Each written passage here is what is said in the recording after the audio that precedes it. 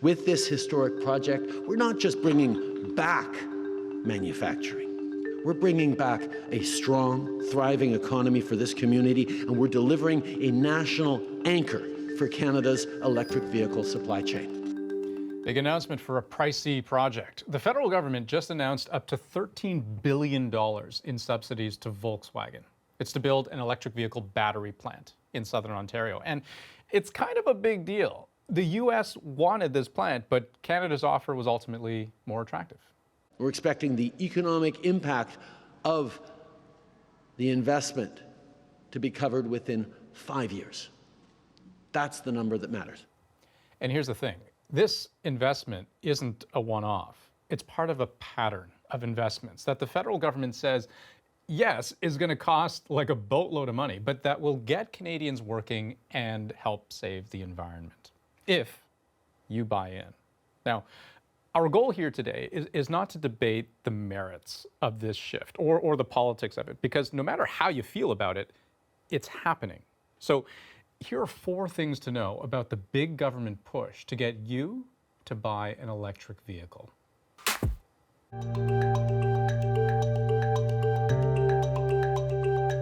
So it's hard to overstate the scale on which the government is betting on electric.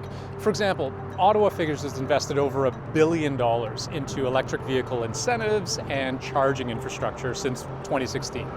It's also spending $3.8 billion to build up the critical minerals industry, to extract more resources like cobalt, lithium, nickel, which are just some of the minerals needed to build EV batteries. In May of last year, Ottawa and the government of Ontario combined gave Stellantis, which makes Dodge, Chrysler, a bunch of other vehicles, more than $1 billion. That was for plant upgrades to make more electric vehicles. And there have been like a bunch of other smaller investments into so many other pieces of the EV production chain. But here's the thing. For all of the taxpayer money Canada has been spending for years on EVs, the US is going even bigger.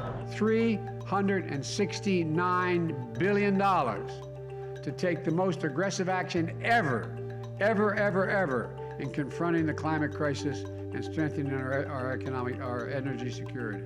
The U.S. sees electric vehicles as the next step beyond conventional gas-powered cars. And like Canada, the money it's pumping in touches every aspect of electric vehicle production. The Biden administration has earmarked $7.5 billion to build the network, aiming for 500,000 stations covering some 75,000 miles of the busiest interstates and roadways. We're also going to invest $7 billion to make American car companies and have the batteries and other critical materials they need.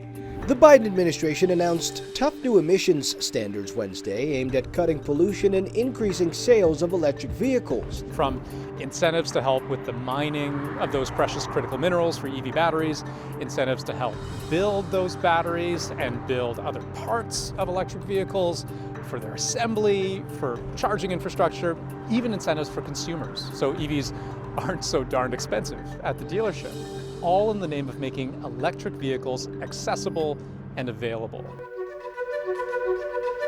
So here's the second thing to know about this big government push.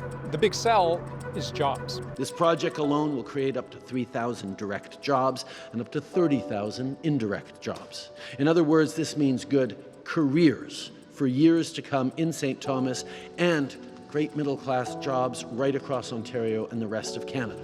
And listen to how the U.S. president frames all of this. American auto companies, along with American labor, are committing their treasure and their talent, billions of dollars in investment to make electric vehicles and battery and electric charging stations all across America. Made in America. All of it made in America. Hundreds of thousands of jobs. More than 100,000 new clean energy jobs announced just in the last 6 months. And, because when it comes to EVs, China is actually the big player here, the U.S. may look to Canada for help. So while the U.S. has said this is a climate policy, which it is, and it's a very big and important climate policy, it's also industrial policy in order to remain competitive and to secure that supply for those really key supply chains. And that's where Canada has that opportunity to really jump in. The benefit to Canada is actually built into the law that Biden signed last year, that in order for Americans to get the $7,500 credit to buy an EV, the car has to have been put together in North America and made from materials sourced from a country like Canada.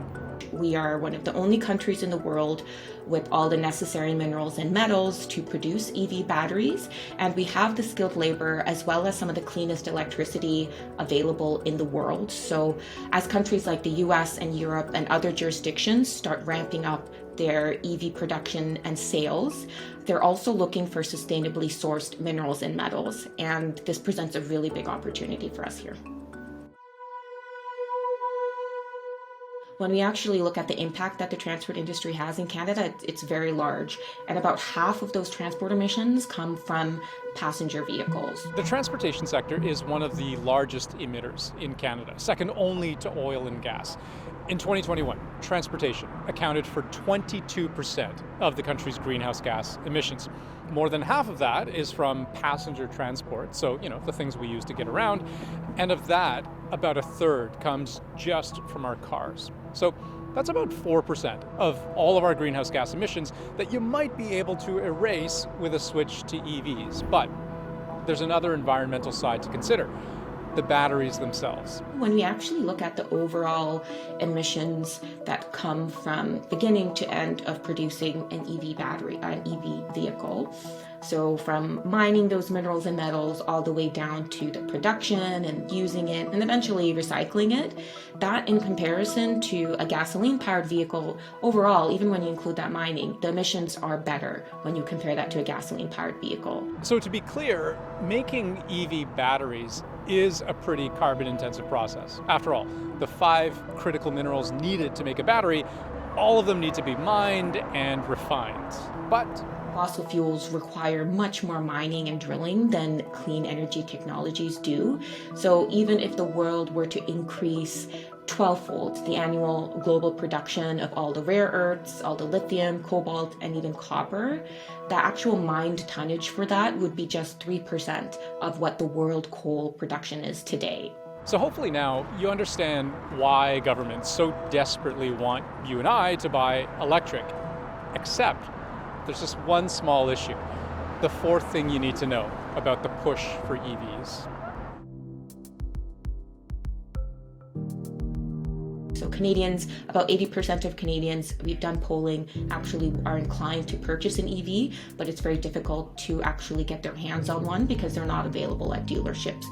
About 80% of dealerships today don't have any electric vehicle on the lot. Depending on where you're living in Canada, you can wait upwards of a few months to a year to be able to get your hands on an electric vehicle. Yeah, that's a problem. Canada does want to implement what are called regulated sales targets. So basically, the government is making it so that car makers will have to sell a certain number of electric vehicles every year. 20% of all new light-duty vehicles available for sale would be zero emission by 2026, 60% by 2030, and 100% by 2035.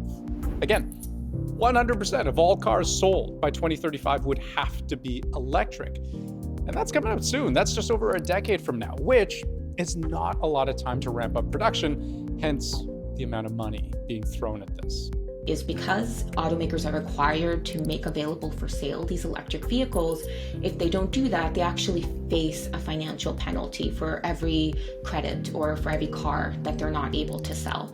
And that financial penalty is high enough to make them, force them to bring those EVs to those markets, because it would be much more expensive to pay that penalty than to actually sell that vehicle into that market. What's interesting is that there are already 2 provinces that have some form of those targets in place: British Columbia and Quebec. With that supply that's there, it's now being targeted to certain provinces, to BC, to Quebec, and we're having a tale of 2 Canadas going on right now, where that supply is really being prioritized to those provinces that do have these types of sales regulations and are able to draw that supply in there. Once the federal targets kick in, presumably the supply would start trickling into all provinces, but that's still a few years away. Bottom line, all of this represents a massive industry transforming investment in electric vehicles. Yes, it's crazy expensive, but it will create jobs and will have an environmental impact. It's just that even if you're on board with the government's plan, you're probably playing a waiting game for just a little while longer.